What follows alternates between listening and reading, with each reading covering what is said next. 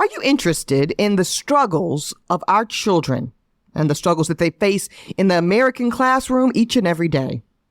Well, let me tell you about the first season of Teach the Babies with Dr. David Johns. It examines the impact of one of the most consequential Supreme Court cases of all time. I'm talking Brown v. the Board of Education. In each and every episode, Dr. David Johns talks to incredible educators and leaders as they all grapple with the question, has Brown's promise been fulfilled?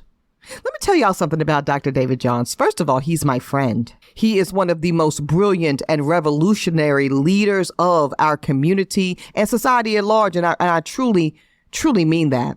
This brother is deep, and he is absolutely emphatically impassioned about our babies. This is a can't-miss deep dive into one of the most important issues facing our country, which is teaching our babies.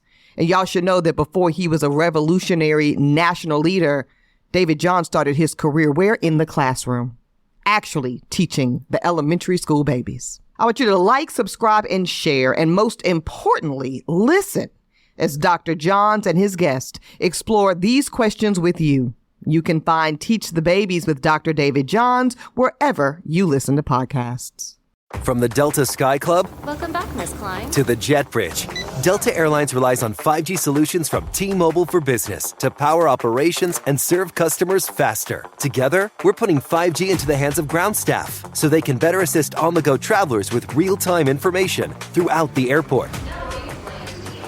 This is elevating customer experience. This is Delta Airlines with T-Mobile for Business. Take your business further at T-Mobile.com/now. Now, two pigeons bemoaning the fact you can stream DirecTV satellite-free. These humans can stream all the top-rated national news channels on DirecTV, and now with no satellite dish. This just in. Weather, sports, election coverage. DirecTV has it all, but something is missing. The satellite dish. What are you doing? I'm reporting the news. Back to you, Bob. Here's some news. You're a buffoon. Stream the top-rated national news channels. No satellite dish. Visit DirecTV.com. Internet required. Top-rated news based on 2023 Nielsen ratings. Good morning, jurors. This is a special surprise bonus episode for you. Yes, I am still, of course, on maternity leave, loving on my beautiful baby girl. But, you know, when the DOJ does something as disrespectful as dropping the indictment, probably of the year, probably of the year, right? During a precious time as my maternity leave, Auntie E's got to get back in the studio. So with that said, Dustin Ross, my love, thank you so much for coming in on your off day to join us. Listen, we're going to call this one the Holding Court Diddy episode, the Diddy edition. Y'all know we have been covering this from the very start of this saga late last fall, and we had to get into everything, all the details from the indictment to the arrest to the bond hearing to the bond appeal and all the things. So that said, Dustin Ross, my darling, when you saw the breaking news, when you saw the arrest had been made, the indictment has finally come down, what were your initial thoughts? Here we go. I just thought, here we go. Somebody finally Cassie pushed that first domino over, and all the rest of them fell until we got to this point. I think that for me, the big aha moment, or the actual part that I had to reconcile and begin to grieve Diddy, because I was a huge Puff Daddy fan. He meant a lot to me growing up. And when I saw that video of him beating Cassie in that Intercontinental Hotel in Los Angeles, that's where I began my grieving process. So this is just the culmination of all of that stuff. And I knew that everything that we saw and heard that was purely reprehensible will culminate to this. And here we are. Absolutely. And it's interesting, right, Dustin, because of course we here on Holding Court, we've been covering it from moment to moment as each piece of the news and the alleged crimes have come down, right? And we've been made aware of them as the public. So, of course, that Intercontinental Hotel video you're referencing, that was surveillance taken back in the year 2016. And so remember, we did an episode of Holding Court. So jurors, if you missed it or you need a refresher, go back and listen to that. Go back. Season 3.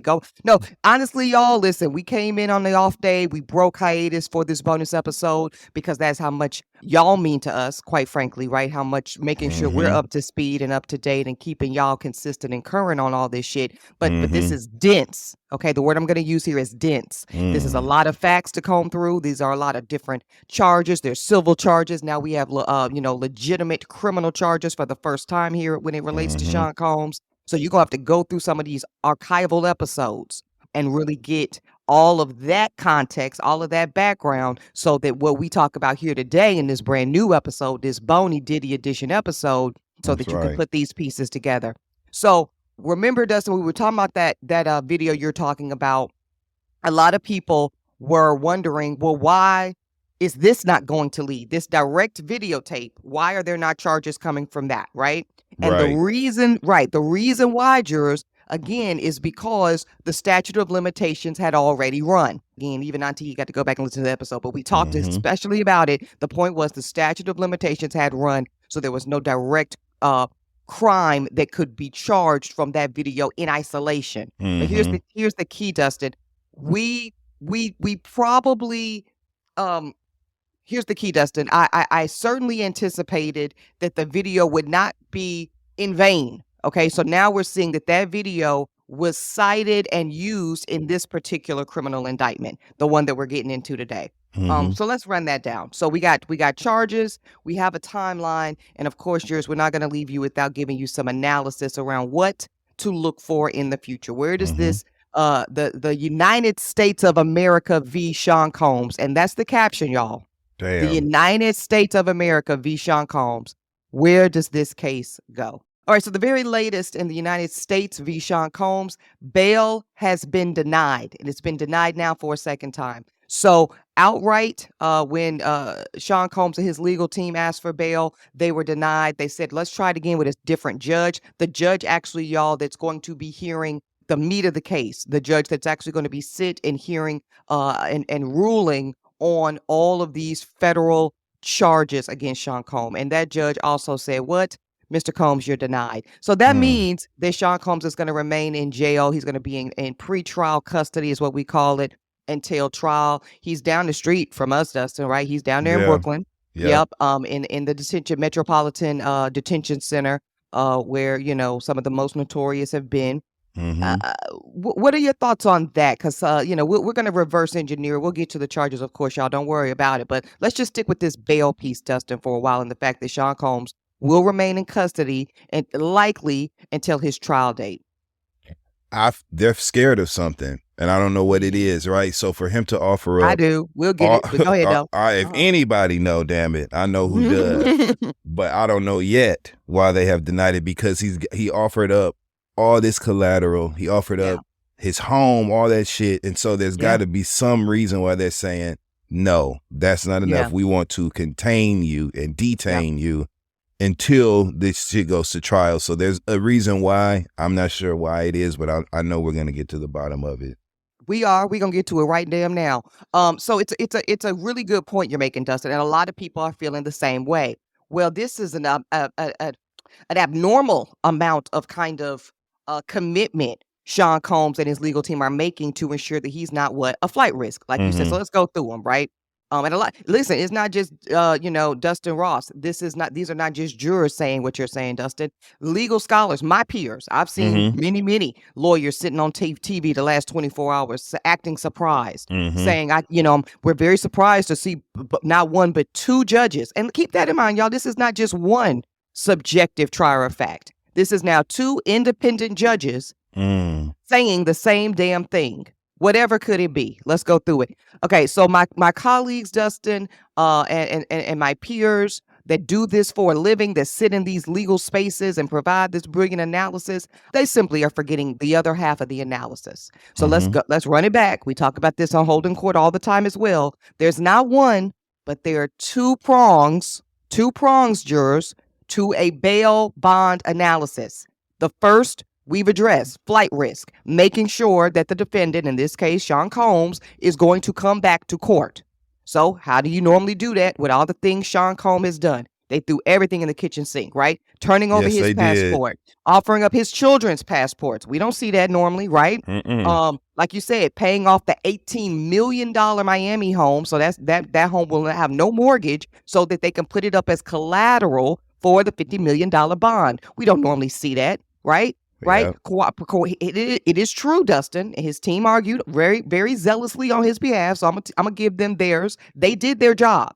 His legal team, in terms of this bond, in terms of this bail hearing, rather, they are doing their job. They're saying, Your Honor, Mr. Combs has cooperated thus far with this investigation. We've known it's been an active, open investigation since at least when Cassie dropped the dime back in November, right? And we're coming up on almost a year, 9-10 months, right? Yep. And he's still cooperating. He has not fled the country. The times that he has gone even across state lines, Dustin Ross, they have made the investigators and the Federal Bureau and Homeland Security aware. They let them know per what they're supposed to do. So like, Your Honor, he's done everything to show you he's coming back to court. He's going to fight. He's going to clear his name. Our client is not a flight risk. What the judge is essentially saying in the rulings, plural, both denied, Dustin, that's only half. What's the other half? Will this defendant, if not detained pre-trial, because they have not been convicted of anything, and that's why we have a constitutional right to pretrial release. Let's connect those dots. Well, will that defendant, Dustin, remain a threat to public safety? That's the other half of the analysis. The flight risk piece is only one half, y'all. And let's say he satisfied that half. I think that's right. I think there's enough compelling evidence here that says he's no longer a flight risk, not in a real way. He's done too much to prove. Listen, he got too much at stake. He got to come back and fight these charges. Yeah, I mean, unless he's going to live like Roman Polanski on the lam for the next 30, 40 years, he's got to come back, right? Stand, clear his name or get or whatever. So it's not a flight risk concern, Dustin. It's a threat to the continued safety of society and the public that the judges are concerned with. And that is why he's been denied bail once and now twice. So let me ask you this, Ebony. Yeah, right? go for it. Yep. So like, is that him being considered a threat to public, a continued threat to public safety, that ties directly into them charging him with running an organization, right? Because it's not so much about him leaving it, it's about what he's able to do from outside of police custody as far as fucking up the outcome of the rest of the trial. Is that correct? Ding, ding, ding. Ding, Okay. ding, ding. Somebody give Dustin Ross a prize. Okay. Somebody give him a prize. No, because that's exactly right. It's his reach is what I hear you saying, right, D? Yeah. His ability to still have reach beyond the four corners of his home. Yeah. Right. So, and also let's keep in mind, this was also argued by the prosecution brilliantly, I say. So many of the crimes we're talking about in the underlying indictment, Dustin, happened within his home. They happened at his damn house, or they happened in hotel rooms. They were contained.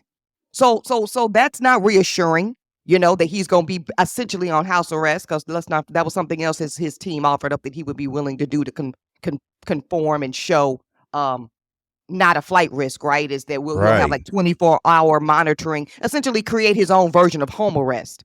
Well, half the shit that you're accused of doing, half the crimes of violence and sexual predatory nature and assault happened within your damn house. So that gives no relief to the court. The other piece, and you touched on it right then too, Dustin, his ability to potentially intimidate, coerce, harass other witnesses that involve this case, these underlying indictments. It was specifically named, and we'll get to it in a second when we talk about all the other civil things that he's got going on, that one of the members of Dirty Money, is that the name of the group? Yeah. One of the members of Dirty Money, the young lady is named Kalina Harper. She's bandmates with Don Richard, who many of us of our generation know, of course, from Danny Kane, that apparently Sean Combs called Kalina Harper 58 damn times. That's the allegation. Called her phone 58 times, Dustin, just in the last 2 weeks, because 2 weeks ago, Don Richard, she filed a civil claim against Sean Combs, talking about how he, was forceful and violent and harassing her. When she dropped her civil lawsuit, apparently Puff got on the phone calling Kalina Harper to silence her. And then Kalina Harper put out an Instagram post essentially saying, I'm paraphrasing, but y'all go look it up, essentially saying, Don's experience wasn't my experience. So it was like a murky, I ain't in it. Yeah, It was kind very of an much. I ain't in it. It Yeah, separated her. I ain't She in it. distanced herself from it She without distanced herself. Yeah. identifying any behaviors or saying without. That's basically what she did. She distanced herself from it without implicating him. Yeah. She did. Now, listen, that could be true because, none of us were there. It could be true that wasn't her experience. The point is, the court is not going to take a risk, Dustin, of his ability to do shit like that. And it's a little harder to call somebody 58 times, if indeed that happened, when you're inside of when you're in pretrial detention. Don't call me 58 times. If I don't answer by that second ring, you better text me and just pray about it. You know what I'm saying? 58 times. God damn. He wanted to get her. He wanted to get a hold to her and influence her. And she's just one person, right? Yeah. And what we know is that this thing has far-reaching tentacles. It will involve many, many, many individuals, many, many clusters, Dustin, of individuals. Because why do we know that? The indictment told us so, right? So it's going to touch those, that had connections to Bad Boy. It's going to touch those that have and had connections to Comb Enterprises, Combs Global, potentially Revolt. It's named in the indictment. His television network, all of the businesses and the enterprises. We're talking about an enterprise situation here, both criminal and kind of broadly, that the state is looking to prove. So, y'all, that's why, if you're wondering, well, damn, Harvey Weinstein had pretrial release. Bill Cosby had pretrial release. Many people, I believe, the brother DJ Envy made this argument on The Breakfast Club, and he's not the only one. Many people, I said, well, I don't get it. Why is Puff being treated differently? That's why.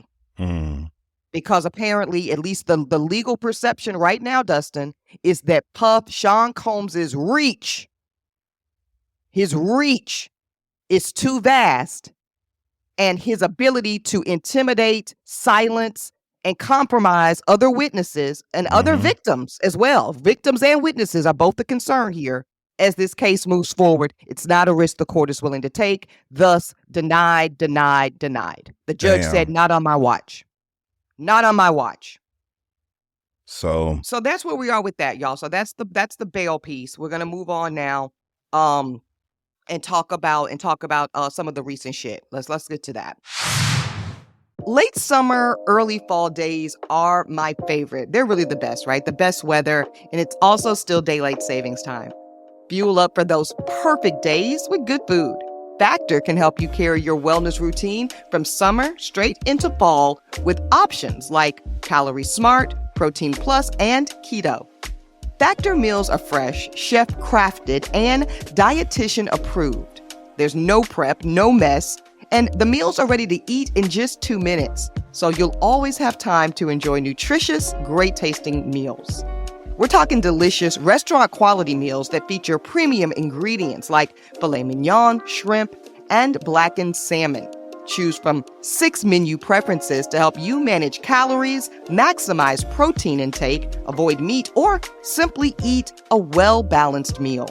Head to factormeals.com/HoldenCourt50 and use code HoldenCourt50, and you'll get 50% off your first box plus 20% off your next month. That's HoldenCourt50 at factormeals.com/HoldenCourt50 to get 50% off your first box plus 20% off your next month while your subscription is active. Today, we'll be exploring the sounds of comfort. Listen closely. That's the sound of you getting a complimentary hand massage at the nail salon. And that's the sound of your favorite bedroom fan, still spinning after 5 years. Now listen to the sound of a cold, creamy Starbucks mocha frappuccino drink.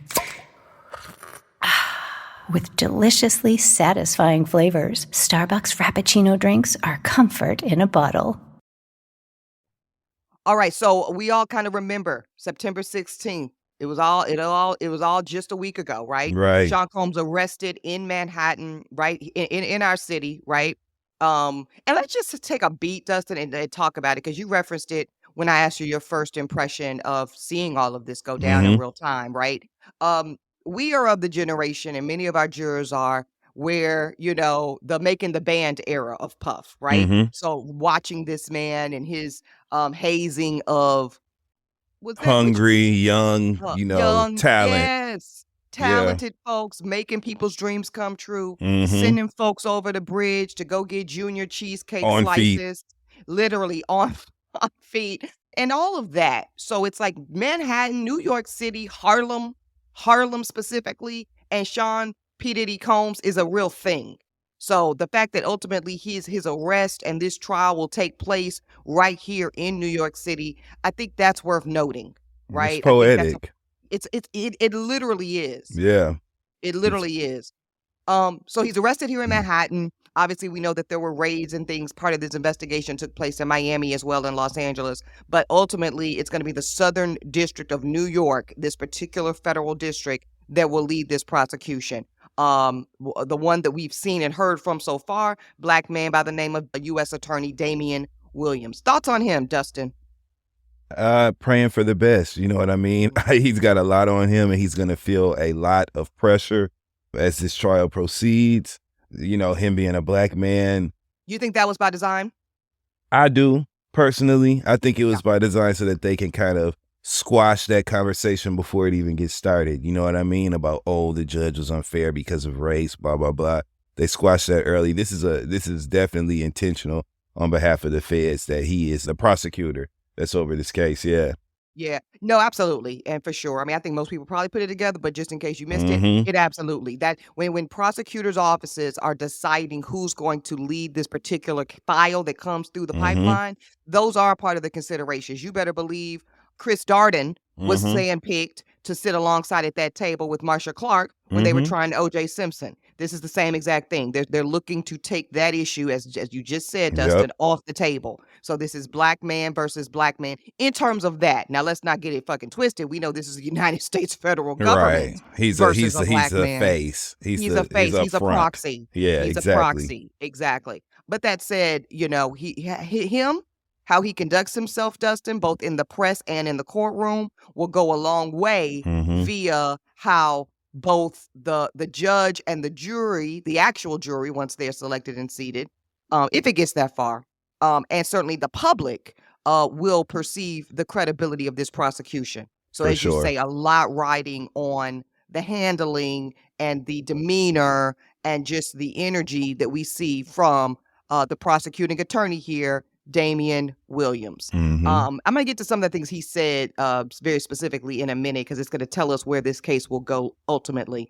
But let's get to the fact that he was arrested. We know that the indictment was then unsealed, which doesn't always happen. Sometimes, those documents remain sealed, but not in this case. I think the What public determines interest- that, Ebony? Yeah.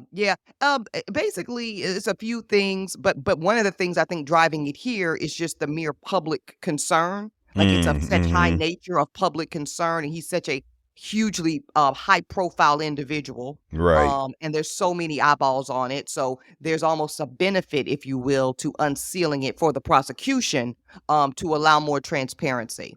So that's just some of it. But ultimately, if they wanted to keep it shut, that could have happened. But there was a choice here to go ahead and unseal that, so that everyone can kind of read along, if you will, in real time to see what the charges are, what the elements are, what some of this evidence looks like, and we can all follow it in real time. So we know that the federal prosecutors have charged him. Let's go. He's got exactly 3 counts. So he's got racketeering conspiracy. That's a maximum sentence, y'all, of life. That carries a potential life sentence. He's got sex trafficking. That also can theoretically carry a life sentence. That's the maximum. The minimum on that is 15 years for the sex trafficking piece. And then there's a transportation to engage in prostitution. So that's transporting people across state lines for the sake of prostitution. That is a 10-year maximum. Of course, that's going specifically to the allegation that Sean Combs transported female victims and commercial sex workers, those being men, in some cases as well, across state lines on multiple occasions with the intent that they engage in prostitution. It's a lot. Were the charges themselves surprising, or did that track for you, Dustin, when you saw which charges they brought against him? It tracked for me, but this is where things got kind of gray for me, right? Because it tracked for me, and while I've seen certain things and read Cassie's, that multi-page complaint, a multi-page lawsuit, read what they've charged him with, it just looks like the violent piece, the violence piece, right? But the hitting, the slapping, the slapping, the dragging by the hair, the forcible, you know what I'm saying? Yes. Forcing people to participate. That's what it looks like turned all of this into a crime, correct? Because a lot of the conversation you hear people having is, okay, well, when does it become criminal to be a quote unquote freak or have, an extreme sexual lifestyle? But it looks like the fact that this was organized and also force was exercised in order to make some of this happen, make really all of this happen. That is the element that makes this a crime. Is that correct, Ebony?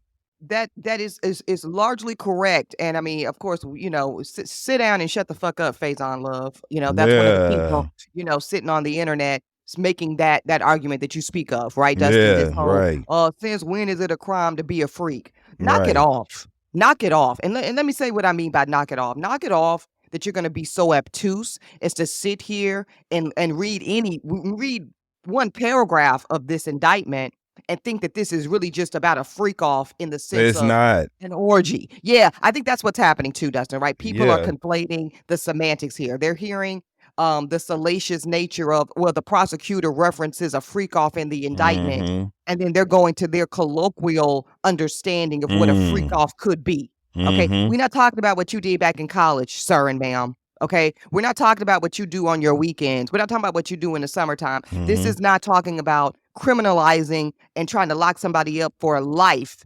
because they wanted to have group sex. Right. This is not what that's about. Right. This is not even about the 1,000 bottles of baby oil and lubrication. And I think I get why it's in the indictment, but I kind of hate that that's where so many people are staying in the indictment. I do too, Ebony. I do too. Right? Yeah, like people are stuck on that piece and kind of the meme culture of it all. Y'all get past that shit. And grow up. Grow up, get unstuck, and read the rest of the fucking document because it's a legal document. Right. And you're exactly right. It's those pieces. And I don't want to downplay the sex part too, right? Because the sexual conduct, because of the way in which it was done, which was by force, fraud, or coercion. Okay. And what do I mean by that specifically? It's in the indictment, y'all. You got to keep reading. When you videotape someone having sex. So let me do this, Dustin. Let me extract the physical violence piece for 1 second. I'm gonna put it back in. So keep it close. But let me just extract it for 1 second and prove how it's a crime either way. So let's say he's not hitting, slapping, punching, spitting on, pulling, dragging. Let's take that off for one second. And let's say it's just the sex piece. And the prosecutor says specifically that Mr. Combs is facilitating the sex by literally buying plane tickets, train tickets, hotel rooms, stocking them full of the condoms, lubrication, whatever is needed to facilitate the actual sexual encounters. So Combs is facilitating that. He's also videoing it. He's videoing it for why? Maybe it's his own personal library and collection and pleasure, but also what they say specifically, Dustin, here's the coercion piece. He's videoing it to later blackmail some of these participants, some of these women victims, and some of these, I guess, male commercial sex workers, these male prostitutes, to enforce their silence. So now that's coercion. Damn. And elements of fraud. So even just those pieces before he lifts a hand to slap, punch, or kick anybody, it's still a crime. It's already been a crime committed. It's already a crime. Yeah. Now, if we manipulate the fact pattern, Dustin Ross, and we take you're not videotaping for the sake of blackmailing and forcing silence and compliance and complicity to your crime. Now we could argue maybe it is just group sex and we're just recording in the name of a keepsake. Maybe. But that's not what the prosecutors here are saying. They're saying, no, he was masturbating alongside, which again, that's not criminal, right? That's not criminal. But when you do it and you record it and you're cursing people out and you're threatening them because that's what we have to believe Yeah. is underneath all of this. That's where we get to even just the sexual acts, Dustin, become criminal in nature because they're done Damn. at the hands of force, fraud, and coercion. Mm-hmm. Those are the three. That's not Auntie East saying it. That's not my analysis. That's what's in the damn indictment, y'all. Mm-hmm.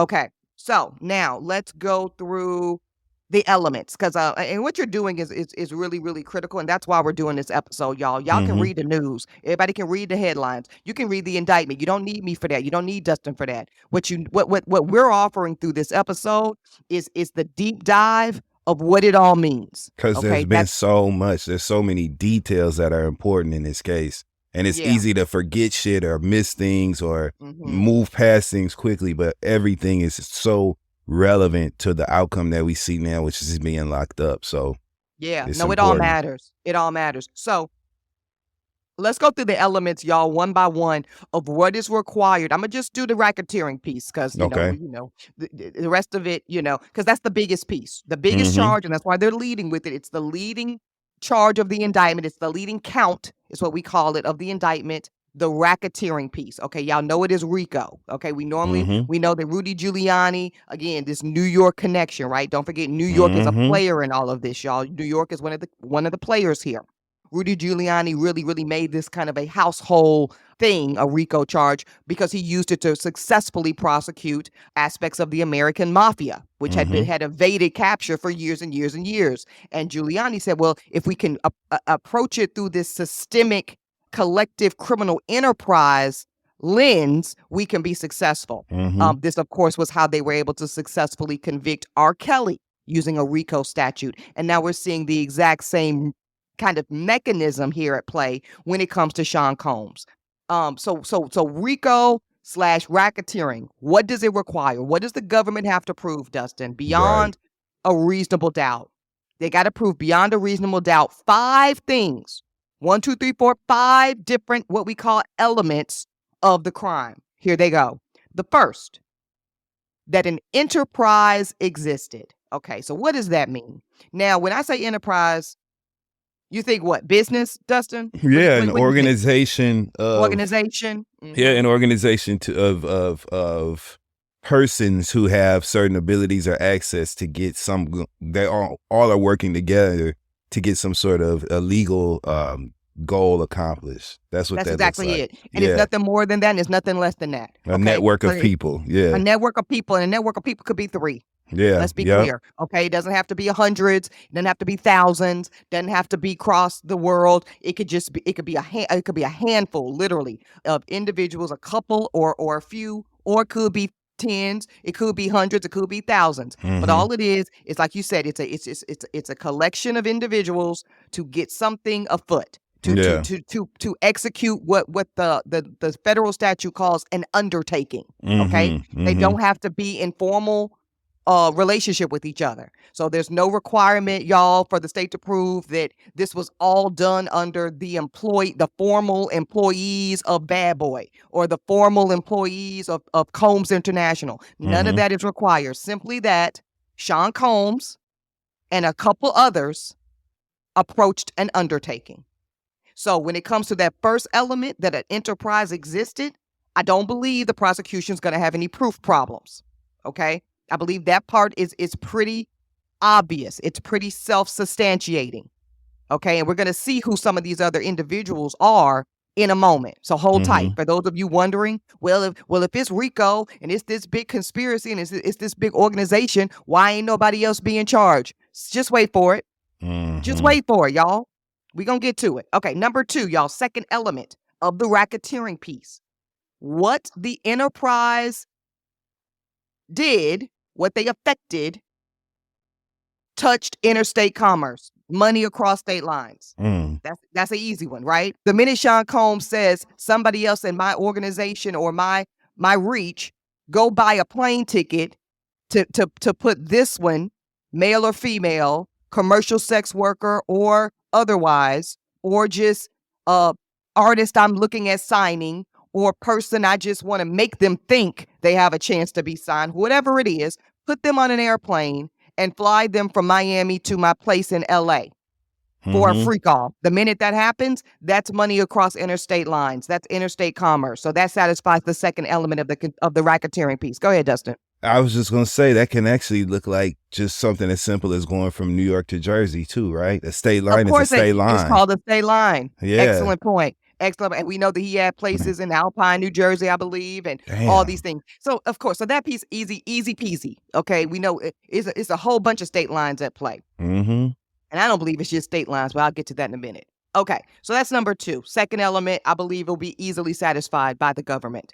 The third, that the defendant was associated with or employed by the enterprise. So this is just positioning, right? This is just saying that Sean Combs is Sean Combs, and as Sean Combs is associated with this group of people, and the indictment is saying he's the leader. Okay, that he is the front, he is the premier, the executive decision maker when it comes to how these people and this activity came afoot. Okay, now this one's really easy because there's a formal aspect to it, that Sean Combs is indeed the CEO. He is the boss of the enterprise. And again, y'all remember that's a loose meaning of enterprise. So it means, of course, he's the boss the boss of Bad Boy, is the boss of Comb Enterprises to this day, was the head of the television network and all these other things. But it also says, as it relates to these people, who we will find out who these people are shortly, don't worry about it, he was in charge of them. They were all acting in concert, meaning together, at his request. That's all that element requires. Easy one. Layup. Do you think we're going to recognize any of those names, Ebony? What you think? What you think? I hope not. I know. I can't take it. no I really more. hope it's not going to be some people that have gone on. And I'm going to just say it like that. Mm-hmm. I'm going to move on to number 4. Mm-hmm. The defendant engaged in a pattern of racketeering activity. Okay, so a pattern we know just means more than once. Now, what is racketeering activity, you may ask? Great question. Let's run it down. Run it down. Could be murder. That's not the case here. So let's just take that off the table, at least thus far. Now, where are we seeing murder as one of the racketeering activity charges? The Young Thug trial. Right. Yep. That's over there in Atlanta with Young Thug. Yep. Okay. But that's not what we know so far in this case. So they will not be probably successful in proving murder, but they don't have to be, because they got what? Federal Other kidnapping. Yeah, that could be one of them. Federal kidnapping, where you take someone and they're not free to leave, or they don't feel free to leave. The feel free to leave is normally the linchpin, y'all, of a kidnapping statute.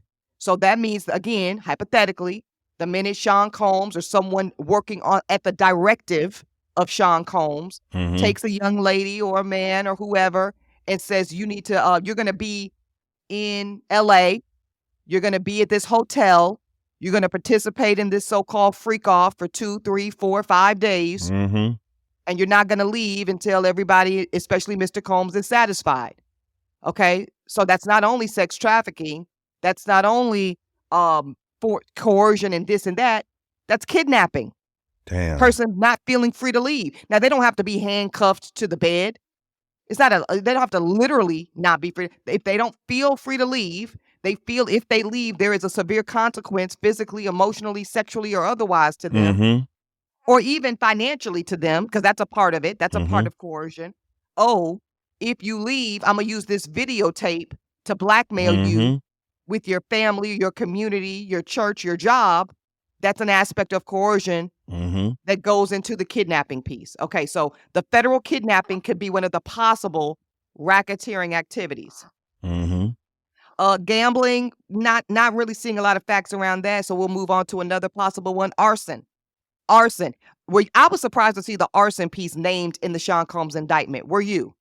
Yes and no, because when I initially thought arson, I was like, God, what did he burn down? But then I immediately remembered when Cassie had mentioned the alleged situation where he blew up Kid Cudi's car when he found out that they had a connection. That was the arson piece to me immediately. Do you think there's more that we don't know about, or do you think that that's directly relating to that piece that we know about? I think you're right. I think it's likely that's probably the big piece, because that's the big piece we know, and it was named for a reason. But that was surprising to me because I like it's similar to what you just said. When I saw, I immediately thought, well, what? Whose house did he burn down? Right. Damn, I'm what are like, we doing? damn, what do we, Yeah. Yeah, what in the? But I think, yeah, that Kid Cudi car piece, and it could be some other things like that, like maybe other vehicles, other personal property items. Not necessarily burning down houses, but shit, we don't know. We don't know Right. how far this thing Right. reaches. So we all about to mess around and find out together. Bribery, y'all. Bribery is one of the possible racketeering activities, and clearly, that's named in the indictment, right? Where the prosecution is saying that Sean Combs not only withheld money on occasions to force and coerce people, he also gave people money, right? And I think this is a part of what is presumed to be under the 58 calls to the young lady from Dirty Money, right? I'm buying people's silence, offering them big lump sums of cash to be quiet, to be complicit, to make sure that his reputation and his positioning remain untouched. Mm-hmm. So that's the bribery piece. So y'all get it. There's others: extortion, blackmail, dealing in obscene matters. Obviously, that's the videotapes themselves, right? Or the audio tape. Really? Yeah.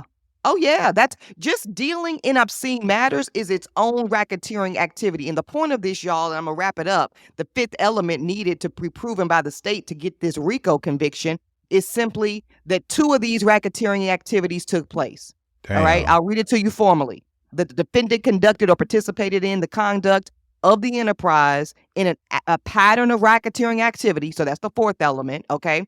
In the commission of at least two acts of racketeering activity as set forth in the indictment. So I just listed 5 or 6 for y'all. Yeah. There's a couple more available. They easily have at least, to me, by my count, 4. Damn. By my count, 4, but maybe more. Keywords at least.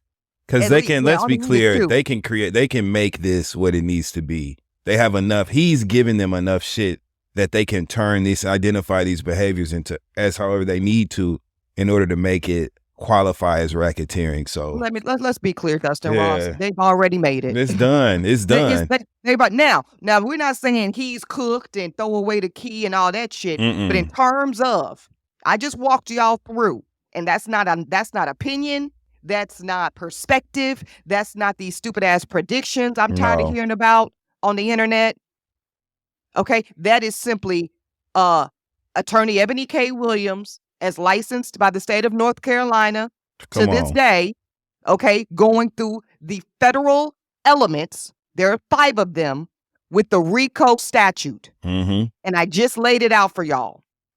And don't forget, there's 2 other counts of the indictment, both the sex trafficking piece as well as the interstate travel for the sake of prostitution. Mm-hmm. It's a 3-count indictment. I just went through the first count, the lead count, the one that carries the life sentence, and I walked you through the elements. So figure the rest of it out, y'all. That's it. So this is not about Sean Combs being treated differently. This is not about, and I'm not even saying he's convicted, but I'm simply walking you through what is required. I'm simply walking you through what is required for said conviction. If they prove those 5 elements, and they do have to prove all 5. So this is not a cakewalk necessarily for the prosecution. They got to prove. If they don't prove even one of the elements, Dustin, it's not guilty. Mm-hmm. It's not guilty. But if they prove all 5 elements beyond a reasonable doubt, it's guilty, at least on the racketeering, and therein lies the possibility. Now, he doesn't have to get life. I doubt, of course, he probably will not. But it is a maximum sentence of life in prison on even one conviction on 1 count of criminal federal racketeering.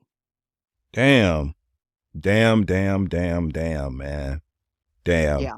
That's all I can say is just damn. What a fall. Like, this is just watching this house of cards fall in real time is fascinating, it's heartbreaking, and it is just stunning for a person like me who what Puff brought to the media and brought to entertainment.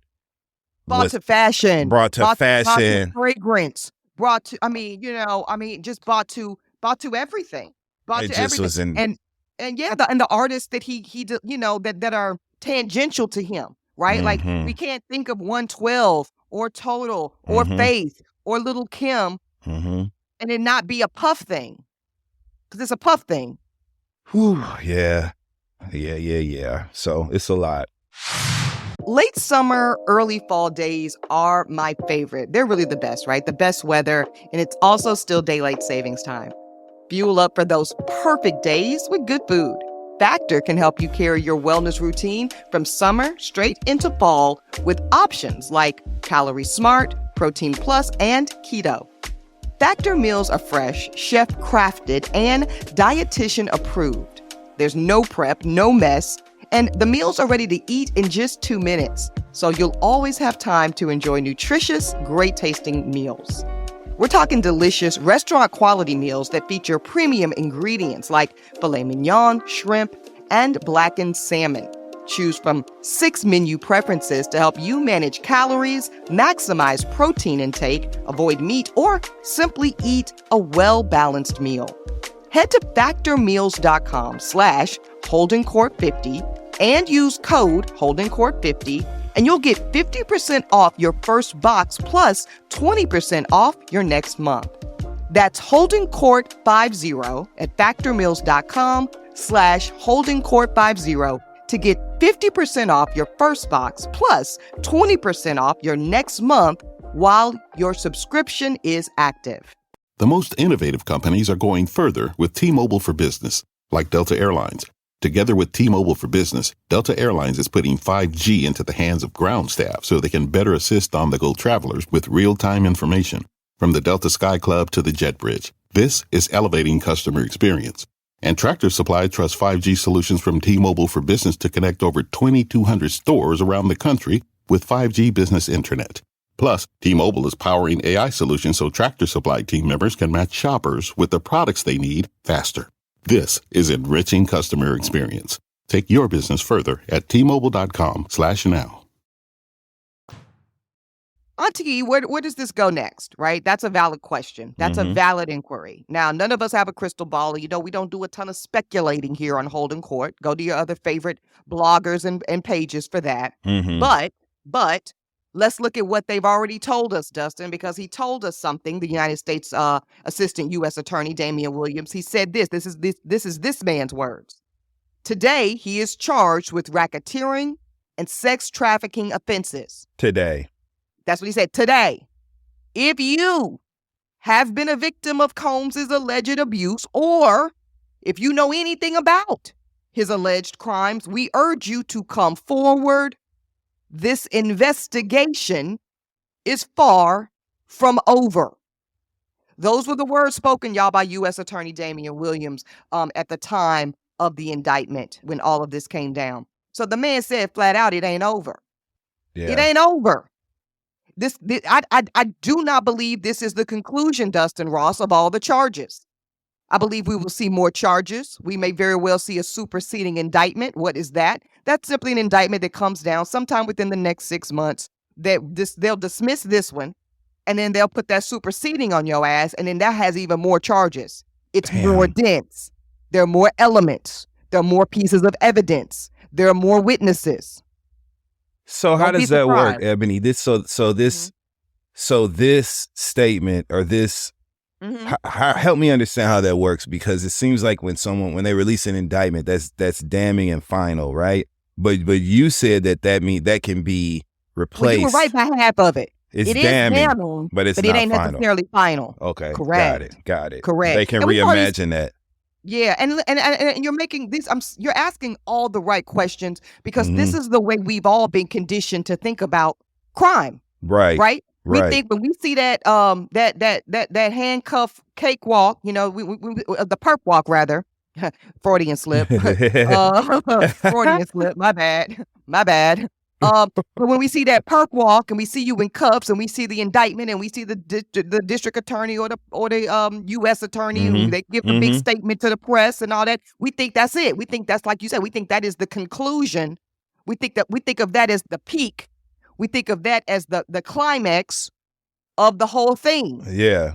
Ain't necessarily so. Ain't necessarily so. It could be, but it ain't necessarily so. And in this case, they're telling us flat out, Dustin, it ain't.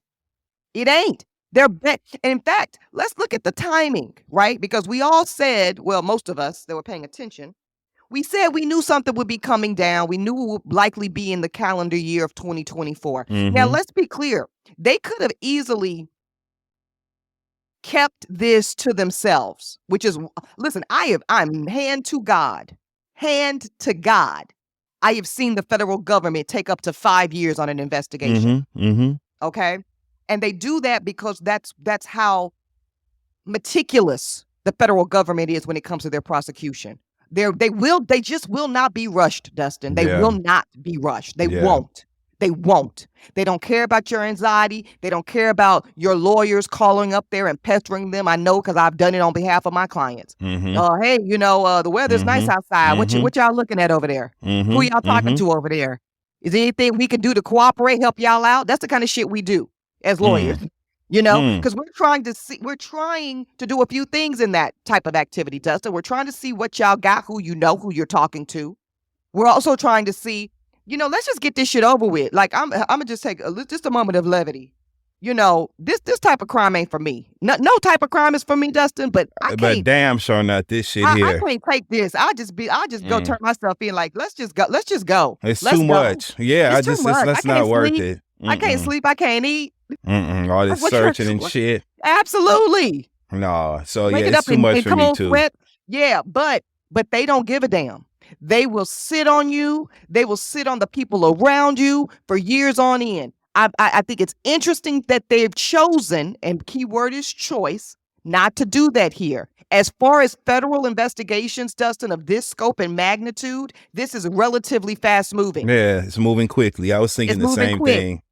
Yeah, it's moving quick. Why is it moving quick? I think Damian Williams just gave us a clue, because they now want the public support. They now want the public help, quite frankly, when it comes to putting the rest of this case together. They're saying that we're going to give you guys an appetizer, if you will. We're going to give you a sampling of what we've got so far, what we've put together on the whiteboard so far. Let's go back to where we get that damned and final shit from, things like The Wire, right? Let's go back and reference that, where we see them for a whole season on the whiteboard putting pieces together. Okay, this person's in this person's organization. Okay, we know we got hand to hand here. Okay, we got such and such here. We got a body over here. And then at the very end, the season finale, everybody gets scooped up. Everybody gets carted away.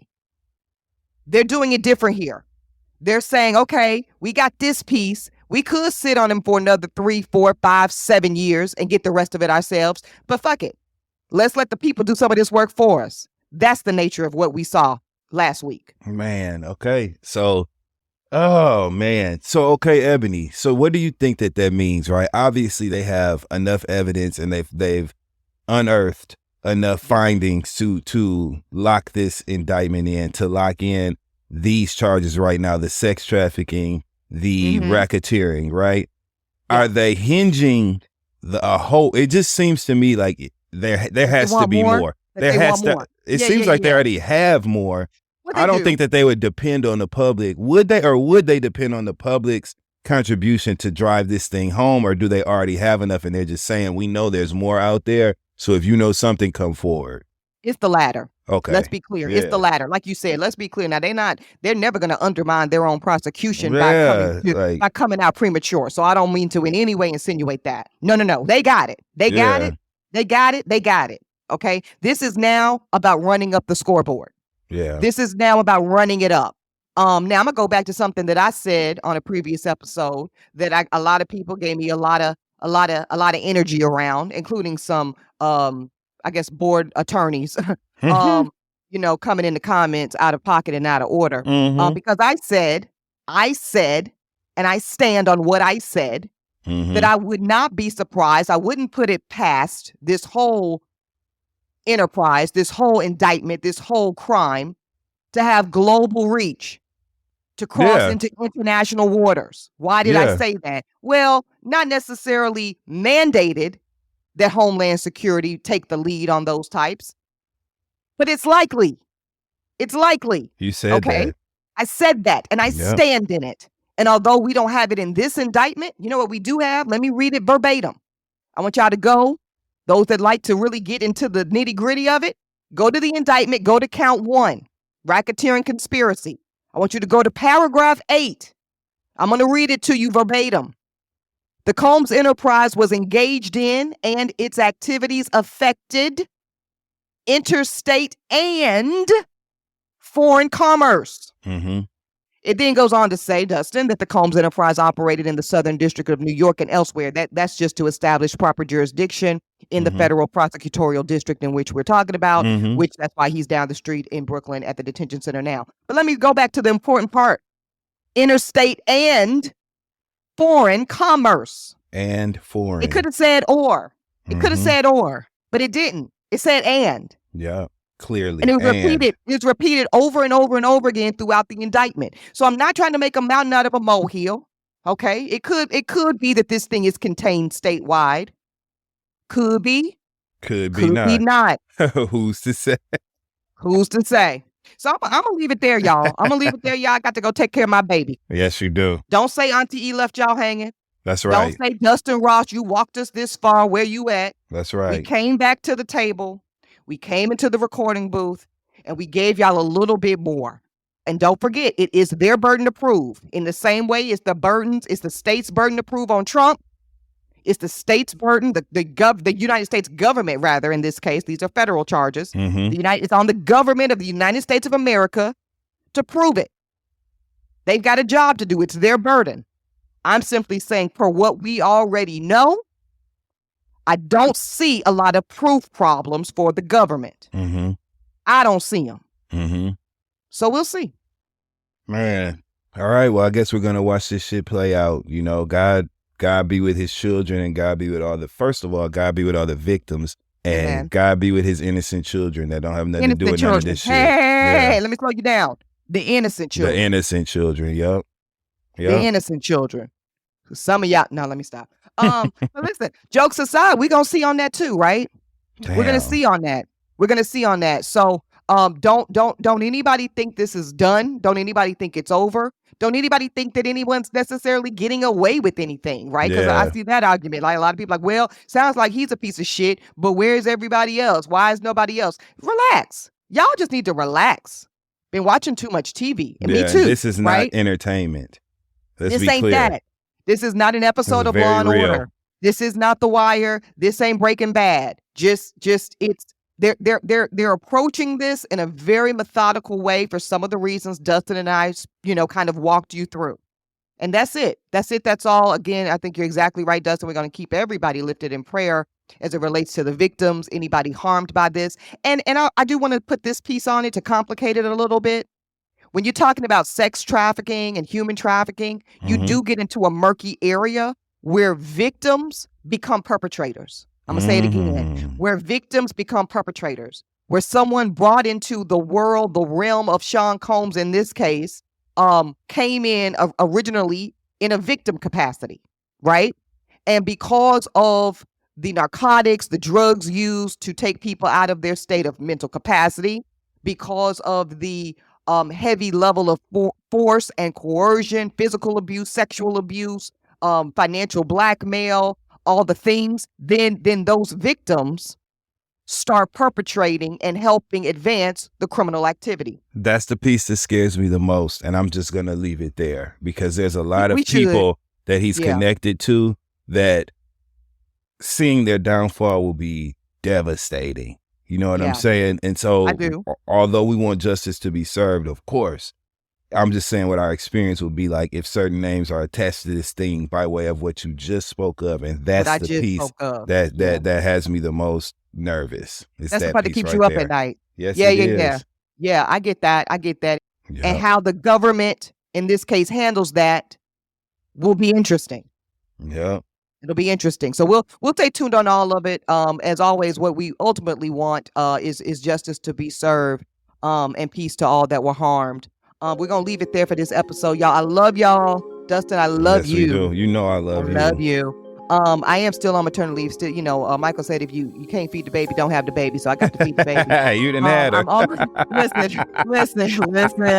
I'm still on maternity leave, but we will be back, y'all. Don't worry. It's in a minute. It's just a minute, y'all. October 9th, we will be back with our regularly scheduled programming, dropping every Wednesday, new and hot for y'all. Apparently, it's gonna be just in fucking time. Yes, just it in is. time to give you all the latest as this Sean Combs case proceeds, as well as I think there's a little something called the presidential election afoot. I think it's a little something. And then we've got some criminal charges and everything going on with that too. So keep it right here on Holding Court. Until then, Dustin, my jurors, I love y'all. And Dustin, what you want the people to do? I love you too. Read your terms and conditions. That's it. Read them. Carefully, very carefully. Holding Court is produced by Uppity Productions. Host and executive producers here, Eboni K. Williams, yours truly, and the Dustin Ross. Executive producer in Dossie, McCraw. Our senior producer, Ashley Hobbs. Creative consultant, Jay Kleinberg. Follow us on Apple Podcasts, Spotify, and any and everywhere you get your podcast.